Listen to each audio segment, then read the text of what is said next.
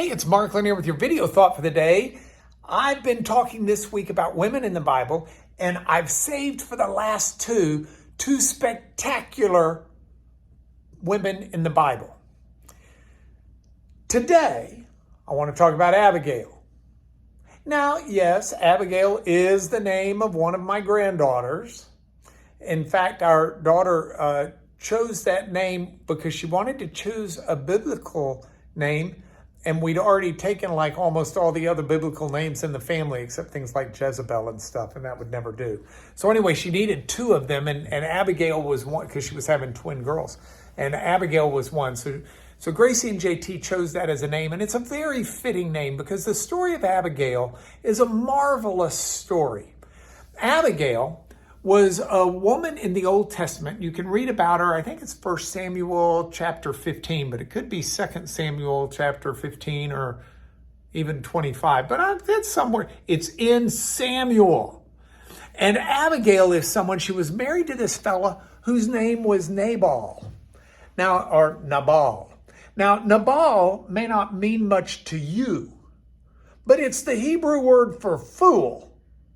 So I'm not giving her compliments for being married to a fool, although scholars will tell us that it's perhaps what his name became in the process of telling this story, kind of the nickname he earned. Not a lot of moms really name their kid Fool. But she's married to Nabal. Now, Nabal is a pretty wealthy man. He's got fields, he's got orchards and vineyards, he's got sheep galore. And he is north of Jerusalem in an area where King David, who's not yet king, is out with some of his men. And David had kind of run a protection service for Nabal over the years or over the months, and David sent a few of his men to ask Nabal to recognize the service that had been given and to give them some food. And Nabal not just sends them away, but he insults David in the process. And so the men get sent back to David with David being insulted in front of his men. And David decides he's going to go show Nabal a lesson. And he takes his a contingent of men, like 400 men. And he goes marching to Nabal. Now, Nabal's wife hears about this, and his wife's name's Abigail. And she's the exact counterbalance of Nabal. So if Nabal's the fool, Abigail is the one who's wise. She's attractive, beautiful, the Hebrew says. She's smart and intelligent. She's got a heart for God, and she's got a heart for doing what's right. And so when she hears that David's coming with his army, and what's worse, she hears how her foolish husband has humiliated David. She on her own takes the necessary things and gets them ready and takes them out and meets David.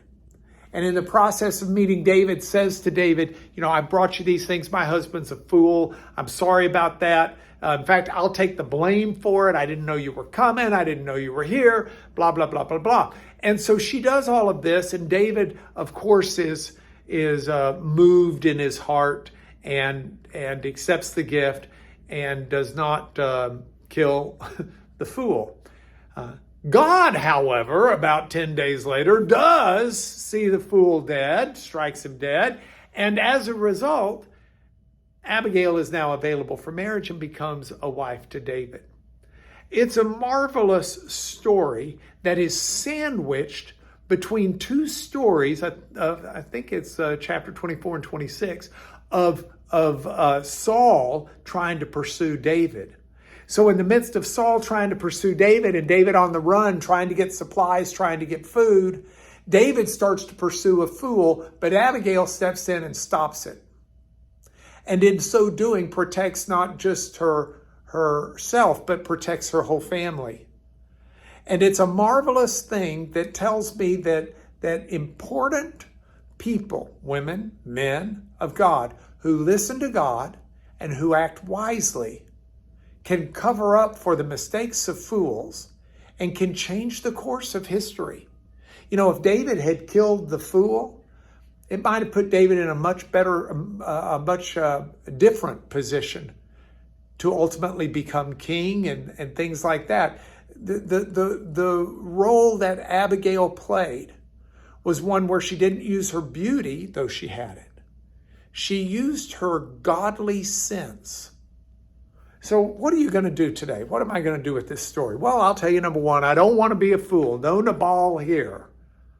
Number two, I want to try and use the wisdom that God's given me to great advantage as best as I can to see that peace reigns in this world, because that's what he'd have me do, and to see that I can live peaceably with all people, because that's what he'd have me do, and to see that I take care of my family and those around me. That's my video thought for the day. Our last woman of the New Testament or of the Bible tomorrow. I'll see you then.